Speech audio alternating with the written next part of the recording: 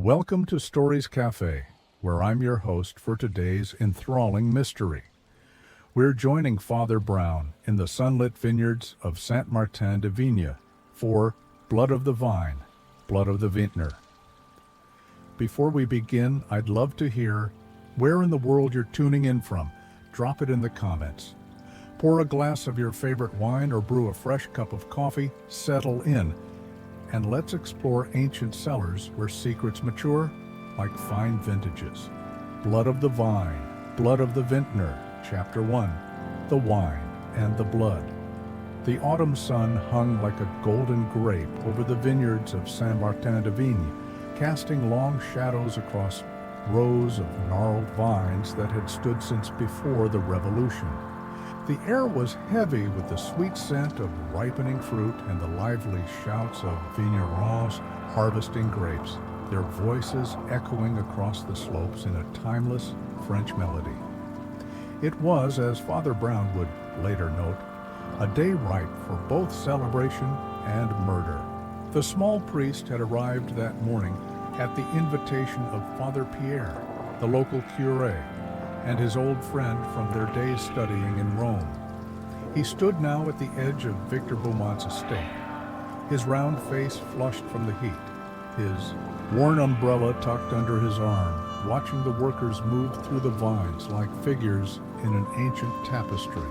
"You see, mon ami," said Father Pierre, gesturing broadly at the scene, "our little town thrives and perishes by the grape, and none more so than Monsieur Beaumont." Father Brown nodded, his keen eyes noting the grand stone house rising above the vineyards. "I hear he's acquired quite a few local vineyards," he remarked gently. Father Pierre's expression clouded slightly. "Oui, some say too many. But come, you must meet him. He's hosting the Harvest Festival tonight, and the whole town will attend." As they walked up the gravel drive, they passed an elderly man standing still among the vines. His weathered face seemed carved from the same limestone as the hills, and his eyes glowed with an intensity that caught Father Brown. Pause. Old. "Marcel Dupont," Father Pierre whispered. "His family owned these vines for 300 years before Beaumont bought them last spring. He still comes to watch the harvest, though it breaks his heart." The old man did not acknowledge them as they passed his gaze, fixed on the workers as if memorizing every detail of their movement through his lost kingdom. Inside the great house, they found Victor Beaumont in his study, a man as carefully cultivated as his wines, his tailored suit and manicured hands spoke of. New money? But there was an older hunger in his eyes that no wealth could satisfy. Ah, Father Pierre. And this must be the famous Father Brown Beaumont's smile was as smooth as aged Burgundy. "I trust you'll both join us tonight. We're opening some rather special bottles for the occasion." "You're very kind," said Father Brown, noting the rows of ledgers on Beaumont's desk and the maps of local vineyards pinned to the walls, each marked with careful annotations. "Not at all. The Harvest Festival is our most sacred tradition. Even in these modern times, we must honor the old ways." Beaumont's laugh was just a fraction too loud, though some might say, "I've brought too much modernity to her little valley already."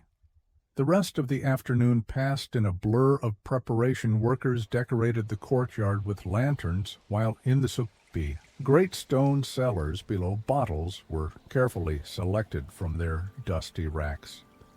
Father Brown wandered between the two worlds, observing how the old stones held both light and shadow, how every face held both welcome and weariness. As evening approached, the guests began to arrive. There was James Morton, the English wine merchant, who had been Beaumont's chief rival until recent setbacks. Young Philip Dubois, Beaumont's former apprentice, moved through the crowd with a glass that never seemed to empty. The Dupont family arrived last. Old Marcel, his son Henri, and Henri's wife Marie, their dignity wrapped around them like armor. "It's rather like a play, isn't it?" Father Brown remarked to Father Pierre as they watched the guests circulate everyone knowing their part so well. But not perhaps the ending, Father Pierre replied, crossing himself. Almost unconsciously, the celebration moved from the courtyard to the cellars. As Beaumont began his traditional tasting, the guests followed him down the worn stone steps into the cool darkness below, where centuries of vintages slept in their racks. The air was heavy with the ghost breath of wine and secrets. Beaumont moved with practiced showmanship between the racks, selecting bottles and explaining their provenance. "And here," he said, reaching for a dusty bottle in a corner, "is something quite special, a 1902 Chat Margaux from a vineyard that no longer exists." His hands trembled slightly as he held it up to the light. Father Brown, standing near the back of the group, noticed how the cellar's single electric bulb cast multiple shadows of each person on the curved walls, like a confusion of souls seeking their proper bodies. He also noticed how young Dubois' face changed at the mention of the rare vintage, and how old Marcel Dupin's hands clenched into fists at Hysides. The tasting continued, the wines growing older and more valuable with each round. The guests' voices began to echo more loudly off the stone walls, their laughter taking on a sharp edge.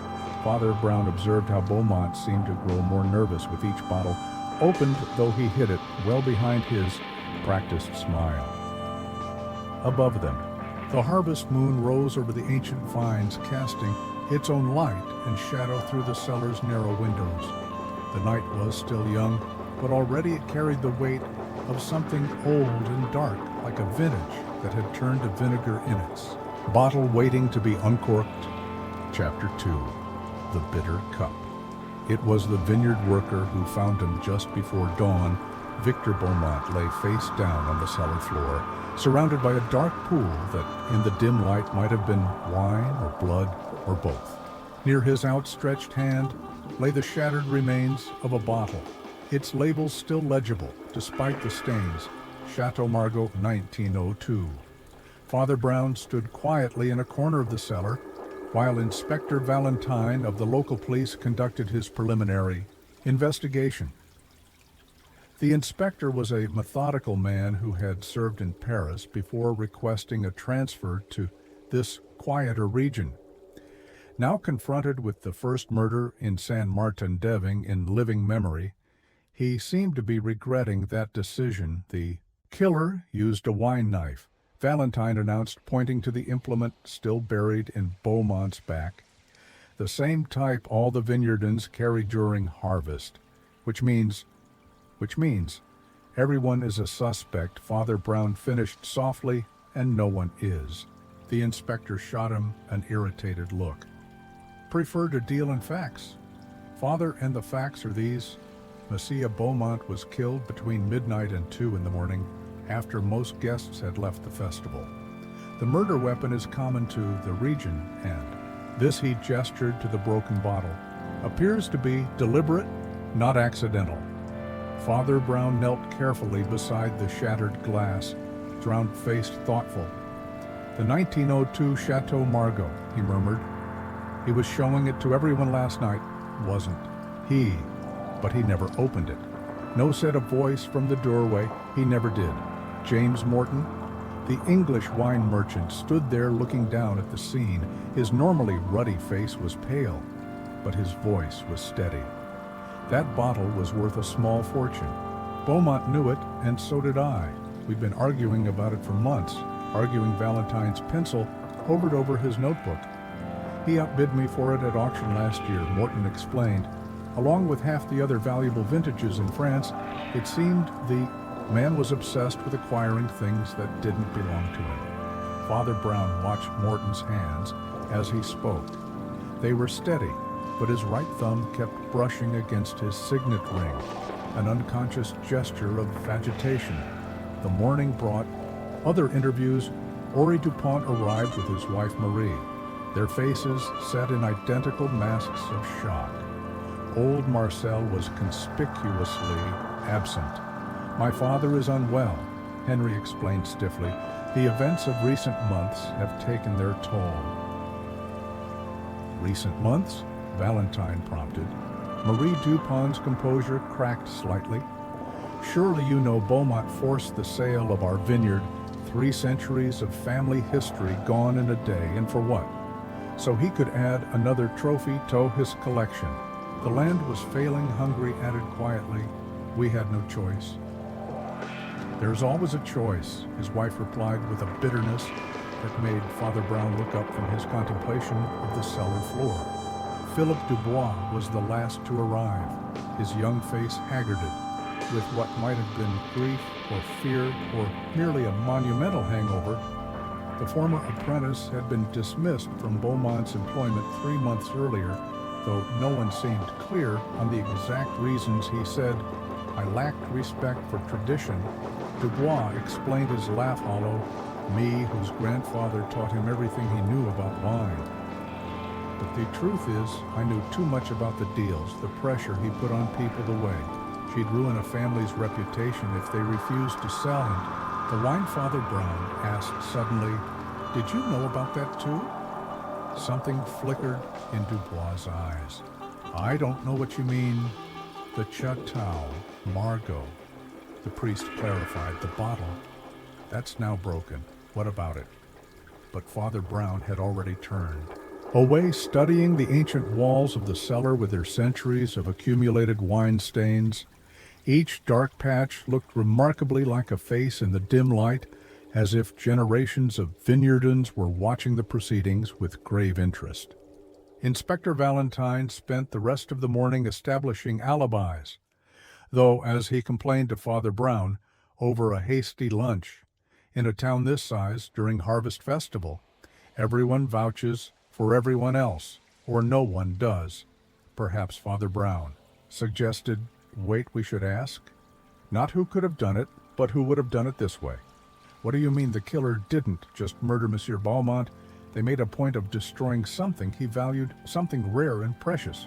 The priest paused, though perhaps not as precious. Ashy claimed. The inspector frowned. The bottle was genuine. Beaumont had documentation. Oh yes, said Father Brown. The bottle was quite real, but sometimes the truth we can touch is not the truth that matters. He looked out the window at the vineyard stretching away toward the horizon. The Vintners had returned to their work despite the morning's horror. The harvest couldn't wait, not even for murder. Their backs were bent to the ancient task hands, stained, purple with grape juice that, in the right light, looked unsettlingly like blood. Above them, the autumn sun continued its patient journey across the sky, ripening the fruit that would become next year's vintage. In its warm light, the limestone buildings of St. Martin, Devon glowed golden, as if nothing terrible could ever happen in such a beautiful place. But Father Brown knew that beauty, like wine, could conceal many things, and that the sweetest grape often held the bitterest truth. Chapter 3, The Ancient. Vintages. In the afternoon following the discovery of Beaumont's body, Father Brown found himself in the town's ancient registry office, surrounded by leather-bound volumes that recorded 3 centuries of wine and wealth, marriage and death in Sam Turnedevines. The dust that rose from each opened page carried the musty sweetness of aged paper and forgotten quarrels. You see, Father, said Monsieur Daniel, the elderly registrar, adjusting his wire-rimmed spectacles, every transaction involving the vineyards must be recorded here. It has been so since the time of Louis XIV. He ran a finger down a page of cramped writing, and Monsieur Beaumont's name appears with remarkable frequency these past 5 years. Father Brown nodded, his round face betraying nothing as he studied the entries. The Dupont vineyard wasn't the first he acquired then. No first was the Merrière estate, then the Rousseau plots, then gone, paused, frowning at a particular entry. Curious, I had forgotten about this one. What is curious about it? Father Brown asked, his bright eyes suddenly alert. The Dubois vineyard Small Irma, excellent Terwa Young Fife's grandfather sold it to Beaumont 3 years ago, just before head eat. The price seems unusually low. Father Brown made a non-committal sound and turned to gaze out the window. From this height he could see the patchwork of vineyards. Stretching toward the horizon, their neat rows like lines in an account book written on the landscape itself. Each plot told a story of possession and loss of ancient rights surrendered to modern ambitions. Tell me, he said suddenly, these old families, did they ever share ownership of their vintages? Ajian's eyes lit up. Now that is an interesting question. You see, in the great year of 1902, but whatever he meant to say was interrupted by the arrival of Inspector Valentine, his face dark with fresh concern. Father Brown, the inspector, said, I need your help with something rather peculiar in the cellar. The cellar, when they returned to it, held more mysteries than bottles. Inspector Valentine led Father Brown to a section of the wall where the wreckshade had been recently cleared. Look at the stones, Valentine commanded. What do you see? Father Brown squinted in the dim light. The limestone blocks were deeply stained with wine and age. But there was something else, a pattern that seemed wrong somehow, though he couldn't immediately say why. When was this section last used? He asked. According to the cellar records, not for 50 years. Valentine consulted his notebook. But there's the strange thing, Philippe Dubois claims he saw Beaumont moving bottle shear. Just last week at night came a voice from the shadows. Mary Dupont stepped into, the light, her face pale but composed. I saw him too from our house. He was carrying something down here after midnight. You watch this house often? Madame Dupont-Vallon asked. Sharply, every day, she replied without shame. It was ours once. Remember, my husband's family built this cellar stone by stone. We know every corner, every shadow. She turned to Father Brown, asked Connery about the hidden room. Hidden room, Valentine's eyebrows rose, but Marie had already turned away, her footsteps echoing on the stone stairs as she left them with yet another mystery. Father Brown knelt to examine the floor, his finger tracing a thin line of moisture. Inspector, he said quietly, I believe we should speak with James Morton again. The Englishman? Why? Because he knows something about wine that we don't, and about time. They found Morton in his small office above the town's only wine shop, surrounded by invoices and empty bottles. His face tightened when he saw them. More questions? He asked. I've told you everything I know about last night. Not about last night, Father Brown said gently. About my... No. Morton's hand jerked, knocking over an empty glass. Ancient history, he muttered. What does it matter now? Perhaps everything, Father Brown replied. You see, I've been thinking about that bottle. Of Chateau Margaux, the one that was broken. What about it? When you and Missy Beaumont were bidding for it, did you ever actually see it? Morton's face underwent a curious transformation, as if several emotions were fighting for control. Finally, he said no. The auction was conducted by proxy, but the documentation was impeccable. Ah, said Father Brown. Documentation can be such a curious thing, can't it? Like these old records that show the Dubois family once owned part of what became the Dupont vineyard, or the moisture on a cellar floor that suggests bottles being moved when they shouldn't be. Morton opened his mouth to respond, but at that moment, a commotion erupted from the street below. They rushed to the window to see old Marcel Dupont being restrained by several towns, people, his wild eyes fixed on the distant figure of Philippe Dubois. Lear, the old man, was shouting, you knew all along. Father Brown watched this scene with a sadness that seemed to age his usually cherubic face. The autumn sun was beginning to set, casting long shadows across the narrow street. And in those shadows, the priest could almost see the shape of a truth, too bitter for any wine to wash away. The vengers were finishing their day's work in the surrounding vineyards, their baskets heavy with the fruit that would become next year's vintage. But among the vines, secrets older than any wine were finally beginning to ferment toward their inevitable revelation. Chapter 4. The empty vessel evening had settled over Sam. Martin Dane's-like wine being poured into a dark glass. When Father Brown made his way back to the Beaumont cellar, he carried his umbrella despite the clear sky, and something about his deliberate pace suggested he expected to find more than vintage. Bottles in the underground chamber. Inspector Valentine was waiting for him, holding a police lantern that cast strange shadows among the wine racks. "We found something," he said without preamble. "About the Chateau Margaux." "The real one or the broken one?" Father Brown asked mildly. Valentine's expression sharpened. "What do you mean?" But before the priest could answer, they were interrupted by the sound of breaking glass from deeper in the cellar. Both men hurried toward the noise, their footsteps echoing off the ancient stones. They found Philip Dubois standing amid a scatter of green glass, his face white in the lantern light. "It was an accident," he said quickly. "I was just looking for—" "What Valentine demanded for proof," Dubois replied, his voice suddenly hard. "About what Beaumont was really doing with those special vintages." Father Brown bent to examine the broken bottle at Dubois' feet. "This is not very old wine," he observed, "but the bottle itself. Inspector, look at how the glass has aged." Valentine crouched beside him, frowning at the fragments. "It's been artificially darkened, but why would anyone?" "Because age is valuable," came a new voice. James Morton stepped out of the shadows, his usual bluff manner replaced by something harder. And Beaumont was very interested in value. Father Brown stood slowly brushing dust from his cassock.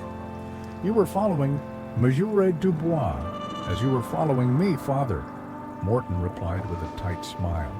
"We all seem to be following someone these days, or something." Father Brown murmured, his bright eyes moving to the section of wall they had examined earlier. "Tell me, M.C. Dubois, what exactly did your grandfather teach?" Monsieur Beaumont about wine. The young man's face worked strangely. "Everything.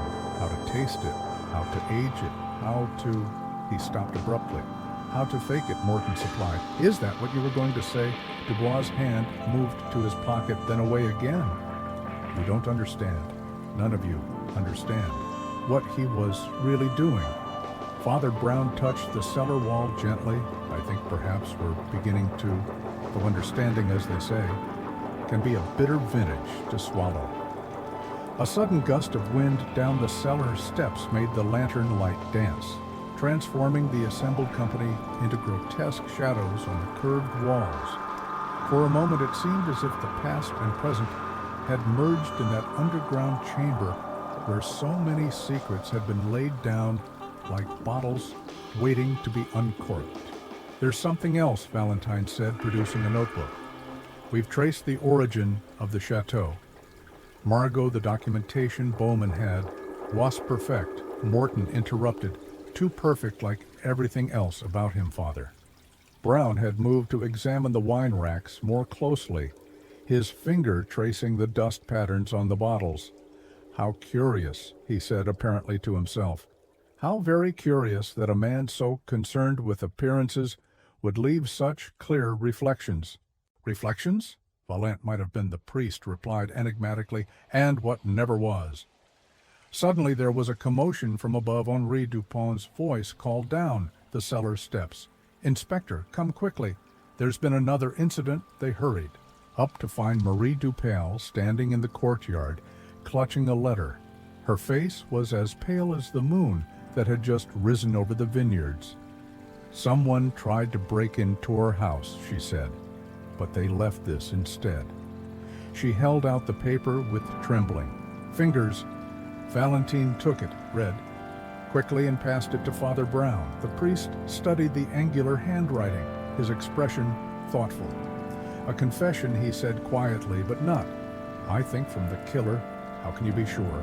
Valentine demanded. "Because," Father Brown replied, The truth about wine, like the truth about murder, is rarely found in what's written on the label. He glanced at the moon rising over the vineyards, its light catching the remaining grapes like drops of silver. Sometimes we must look not at the bottle, but at its reflection. Later that night, after the others had gone, Father Brown remained in the courtyard contemplating the interplay of moonlight and shadow on the weathered stones. The harvest wind carried the sweet, sour smell of crushed grapes and darker secrets, while somewhere in the distance a dog barked at unseen intruders. The priest's hand moved to his pocket, where a single fragment of green glass caught the moonlight like a forgotten truth. Above him, the stars wheeled in their ancient patterns, indifferent to the mysteries of wine and blood that lay fermenting in the earth below. Tomorrow would bring new revelations, but for now, the night held its secrets close, like a vintner guarding his most precious bottles. Chapter 5. The dregs of memory. Morning found Father Brown in the village church, kneeling before the altar where generations of vintners had prayed for rain or sun or deliverance from the countless afflictions that threatened their precious vines. The small figure of the priest was almost lost in the shadows, but his mind was occupied with a peculiar detail from the previous night's events. Something about the way the moonlight had caught the broken glass in the courtyard. "I thought I might find you here," said Father Pierre, his footsteps echoing in the empty church. "The inspector is looking for you. There's been a rather strange development." "About the confession letter?" Father Brown asked, rising slowly from his knees. "Know about old Marcel Dupont? He's remembering things. He says things from 1902. Father Brown's round face showed a flicker of interest. "The year of the famous vintage. The same, but there's something else." Father Pierre lowered his voice, though they were alone in the church. They found records in Beaumont's study. It seems he was not the first to buy failing vineyards in our valley. They walked together through the morning, missed to the Beaumont estate where Inspector Vallant was already waiting with Marcel Dupont. The old man sat in Beaumont's study like a king restored to his throne, his weathered hands resting on a stack of yellowed papers. "Tell them," he commanded his son, Hongri, who stood uncertainly by the window. "Tell them what your grandfather did to save our vineyard." Ori's face was tight with discomfort. "It was a different time," He began. "After the Philosure devastation, the truth," Marcel interrupted sharply. "For once in our lives, let us have the truth." "Perhaps," Father Brown suggested gently, "we might begin with the Chateau Margaux." Marcel's eyes flickered. "That bottle was a lie," he said flatly, "like everything else Beaumont touched." But the real lie, the first lie, he trailed off, looking at his son. "The Dubois family," he continued reluctantly. "They didn't just work for us, they were partners, secret partners. When the plague hit the vines, it was old Jean Dubois who saved everything, his money, his expertise, his name nowhere on the records," Father Brown finished quietly. "How could it be?" Marcel's voice was bitter as young wine, a common vintner sharing ownership with the Duponts. "But he did more than save our vines. He created something extraordinary. The vintage of 1902. Inspector Valentine leaned forward. "The same year as the murdered bottle, the same year as the lie," Marcel corrected. "And you see, there was never just one bottle. There were 12, made together by Dubois and my father, the finest wine this valley ever produced. But only the Dupont name appeared on the label." Father Brown's bright eyes moved to a photograph on the wall. A group of vintners from another age, standing proudly among their vines. "And where are these bottles?" now asked. "Beaumont," Marcel spat. He spent years tracking them down, buying them at any price. 11 bottles he found, but the 12th, a strange smile crossed his face. The 12th was never his to take. At that moment, Marie Dupont appeared in the doorway, her face flushed. Philippe Dubois. Gone, she announced. His rooms are empty, and James Morton's shop is closed. Valant cursed softly and hurried from the room. But Father Brown remained, studying Marcel's expression with peculiar intensity. "You knew Philip's grandfather well?" he asked. "Jean Dubois was more than a vintner," Marcel replied. "He was an artist. He could make wine speak of the earth it came from, the hands that tended it, the dreams that grew it. That's what his grandson inherited. Not land, not money, but knowledge. Knowledge worth killing," or Father Brown suggested mildly. The old man's face darkened. Knowledge worth dying for, some might say. Beaumont thought he could buy wisdom, like he bought land. But some things cannot be purchased. They must be earned or given freely, or he stopped abruptly. Father Brown turned to the window, watching the harvesters moving through the morning mist like figures. In a dream. The sun was burning through, now promising another hot day. Among Thevines he could see Inspector Valentine's men, searching for some trace of Philip Dubois or James Morton. Inspector, he called as Valentine returned to the study, I believe. We should examine the cellar one more time. There's something about the harvest I need to see. The harvest. Valentine frowned. What could that possibly? Everything Father Brown said simply, "You see, I've been thinking about reflections about how the same thing can appear differently depending on where you stand, like wine in a glass or truth in a memory." The morning light streamed through the study windows, catching the dust motes like suspended moments of time outside. The ancient vines stood in their ordered rows, waiting to yield their secrets to those who knew how to read them. And somewhere in Saint Martin, Dane, a murderer, walked free, carrying a burden heavier than any harvest basket, a truth darker than any wine cellar's shadows. Chapter 6. The Pressed Grapes. The afternoon sun beat down on Saint-Martin with the intensity of a confession. In the Beaumont cellar, Father Brown stood quietly while Inspector Valant supervised the removal of wine racks from the curious section of wall they had examined earlier. Sound of the Perkers' efforts echoed through the underground chamber like the footsteps of ghosts. "I don't understand why you insist on this now," Valant said irritably. "We should be searching for Dubois and Morton." "Perhaps Father Brown," replied. "We are." His round face was unusually serious as he watched the last rack being moved. "You see, Inspector, I've been thinking about what makes a good vintage. It isn't just the grape or the soil or even the weather, it's time." Before Valentine could respond, one of the workers called out. Behind the rack they had found a small door, set flush with the wall, its edges nearly invisible against the aged stone. The inspector stepped forward eagerly, but Father Brown raised his hand. "Wait," the priest said softly. "We should have witnesses for this. Would you send for the Duponts?" "All of them." While they waited, James Morton suddenly appeared at the cellar steps, his face flushed with exertion. "I came. As soon as I heard," he said. "You found something." "We found a door," Valentine replied curtly. "Where have you been looking for Dubois?" Morton said. "Like everyone else?" "The boy knows something. Something about what Beaumont was really doing with those old vintages." Father Brown, who had been examining the door's edges with careful fingers, glanced up.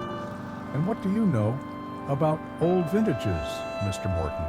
Before the wine merchant could answer, the Dupol family arrived. Marcel, supported by Henri Murray, following close behind, the old man's eyes fixed on the hidden door with an expression that might have been fear or recognition, or both, so Marcel said. Hoarsely he found it, after all, found what Valentine demanded. But at that moment there was a commotion from above. Philippe Dubois was being led down the cellar steps by two Germans. His wrists bound, his young face set in lines of defiance. He was trying to leave the valley, one of the officers reported. "We caught him on the north road." "I wasn't running," Dubois said, his voice tight. "I was looking for proof." "Of what?" Father Brown asked gently. Of what Beaumont did to my grandfather, to all of us. Dubois' eyes moved to the hidden door. You found it then, the real cellar inspector. Valentin stepped forward with his lantern as two officers pushed the door open. The beam of light revealed a small chamber, its walls lined with ancient wine racks. But unlike the main cellar, these bottles wore labels yellow. With age, their glass dark. With the patina of decades, the 1902 vintage, Marcel Dubois whispered, the real ones, all 11 of them. 12. Father Brown corrected quietly. Look there in the corner. In the lantern light, they could see a space where a single bottle was, missing its absence like a missing tooth in an otherwise perfect smile. Beaumont found them, Philippe said bitterly. He found my grandfather's legacy hidden all these years, and he was going to claim them as his own, just as claimed everything else. Not quite everything, Father Brown murmured, but no one seemed to hear him. Marie Dupont stepped forward, her face pale in the dim light. I need to confess something, she said. The night of the murder I saw, don't. Henry grabbed his wife's arm. You don't understand what's at stake? I understand perfectly, she replied, shaking off his grip. I saw Beaumont here in this chamber. He was holding one of the bottles, talking to someone. They were arguing about what Valentine pressed. About truth, I think. About who really owned. These wines about she stopped, looking uncertainly at her husband. About justice, Philippe finished. About setting things right. After all these years, James Morton had been examining the bottles with professional interest. These are genuine, he announced. My God, they're actually genuine. Do you know what they're worth? More than money, Father Brown said softly. Isn't that right, Monsieur Marcel? The old man's face was a study in shadow and light pride and shame, battling across its weathered surface. Some things cannot be bought, he said. Some debts cannot be paid. Father Brown nodded as if something had been confirmed. He moved to examine the empty space where the 12th bottle had stood, his finger tracing a pattern in the dust. The lantern light caught the gesture throwing, his shadow against the ancient stones like a figure in a morality play outside the harvest continued under the merciless sun. The sound of workers' songs drifted down to them, a reminder that life persisted, even as old secrets came to light. But in that hidden chamber surrounded by bottles that had waited decades to tell their story, the past was pressing down on them all like grapes in a wine press, forcing out truths that were both bitter and sweet. Chapter 7. The Vintage Truth. As evening approached, Father Brown sat alone in the village church, his expression suggesting he was seeing something far beyond the worn stones and ancient crosses before him. The last rays of sunlight filtered through stained glass, casting pools of color that seemed to move like wine in a tilted glass. Inspector Valent found him there just as the Angelus began to toll. We're preparing to arrest Philippe Dubois, the inspector announced without preamble. The evidence seems clear enough now, does it, Father Brown asked? Mildly, like a reflection in still water, perhaps. But what happens to a reflection? When the water is troubled, this isn't time for metaphors, Father, Valent said impatiently. We have means, motive, and opportunity. The boy knew about the hidden cellar. He had a grievance against Beaumont. He was seen arguing with him that night. And the bottle Father Brown asked, the broken chat, Margot. An obvious attempt to create confusion to make us think it was about wine fraud rather than revenge. Father Brown stood, slowly brushing dust from his cassock. Have you wondered, Inspector, why a man like Beaumont, who spent his life acquiring things, would keep 11 priceless bottles hidden away? Why not display them as he displayed everything else he owned before Valentine?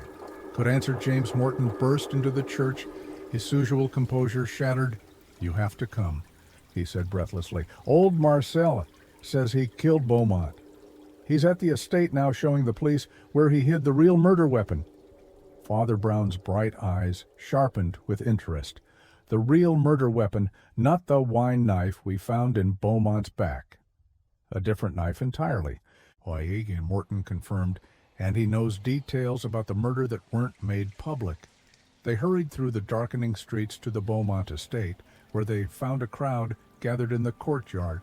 Marcel Dupont stood at its center, supported by Henri, while Marie watched from the shadows with tears streaming down her face. Philippe Dubois was there too, still in custody, but watching the scene with an expression that mingled shock and something that might have been understanding.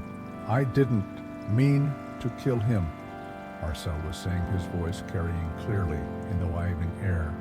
"I only wanted to confront him about the bottles, about what he discovered, about what he planned to do." "And what was that?" Valentine asked, pushing through the crowd. He was going to reveal everything, not just about the wines, but about the families, about how the Dupont and Dubois were really connected, about how we'd hidden the truth for 3 generations. Father Brown moved quietly around the edge of the crowd, studying faces in the gathering darkness. "The truth about the 1902 vintage?" he asked. "The truth about orally made it?" Marcel replied about who really owned these vineyards before the plague came, about how the Dubois family saved us all but had to remain in the shadows because of their common birth. James Morton stepped forward. "But surely that's ancient history now. Why would Beaumont's revelation matter so much?" "Because," Father Brown said softly, "some wines improve with age, while some truths grow more bitter." He turned to Marcel. "You weren't here that night, were you? You were at the chapel on the North Road praying for guidance." "Father Pierre saw you there." Marcel's face crumpled. "Henri," he whispered, "tell them, tell them." "I did it, please, but..." Henri Dupont stood frozen, his face a mask of conflicting emotions, while Marie began to sob more openly in the shadows. The sound carried across the courtyard, like the echo of older grief, older guilt. "It's a terrible thing." Father Brown continued, his voice gentle but carrying clearly, "to discover that what you thought you owned was never really yours. That the pride of generations was built on someone else's wisdom, someone else's craft the Dubois family knew about, wine in a way the Dupont never did, but they couldn't claim the credit, couldn't put their name on the label. Not in 1902. Philippe Dubois stirred. "My grandfather never cared about the credit," he said. "He only cared about the wine. But Beaumont cared about both," Father Brown observed. "Didn't he? That's why he spent years tracking down those bottles, not just for their value, but for what they proved about skill, about heritage, about who really understood wine in this valley." The priest moved to the center of the courtyard, where the last light of day battled with the first shadows of night. "He found 11 bottles," he continued. "But the 12th, the one that was broken here that night, was different. Wasn't it? It wasn't from 1902 at all. It was a copy, a very good one, made by someone who had inherited not just knowledge, but skill. Someone who knew exactly how those original wines had been made, because the knowledge had been passed down, Father. Tosin grandfather to grandson." A murmur ran through the crowd as understanding began to dawn. In the darkness, someone drew a sharp breath. The night wind carried the smell of crushed grapes from the surrounding vineyards, sweet and heavy with promise. Above them, stars were beginning to appear, eternal witnesses to the changing fortunes of men and their carefully tended vines. In the Beaumont cellar below, 11 bottles of the legendary 1902 vintage waited in their hidden chamber, each one containing not just wine, but a story of pride and shame, of genius uncredited and debts unpaid. And somewhere in Saint-Mandeville, a killer watched and waited, knowing that, like wine itself, truth would eventually find its way. To the surface, Chapter 8. The last drop, the next morning, dawned with the peculiar clarity that sometimes follows a storm. though the storm in this case had been one of revelations. Rather than rain, Father Brown had requested that everyone gather in the Bowman cellar, a suggestion that Inspector E. Valentine, despite his reservations, had agreed to honor. They assembled among the Wainwracks like actors taking their places for the final act of a play, Marcel Dupont leaning heavily on his son, Marie. Dupont standing slightly apart, James Morton fidgeting with his tie, and Philip Dubois still under guard, but watching everything with eyes that had grown older in recent days. It seems appropriate, Father Brown began, his round face serious in the cellar's dim light, that we should end where we began among the wines that have shaped so many lives in this valley. If you've solved the crime, Valentine said impatiently, then tell us who killed Beaumont. Ah, said Father Brown, but first, we must understand what was really stolen here. Not a life, though that was. Taken too, but something else, something that, like wine itself, becomes more valuable with time.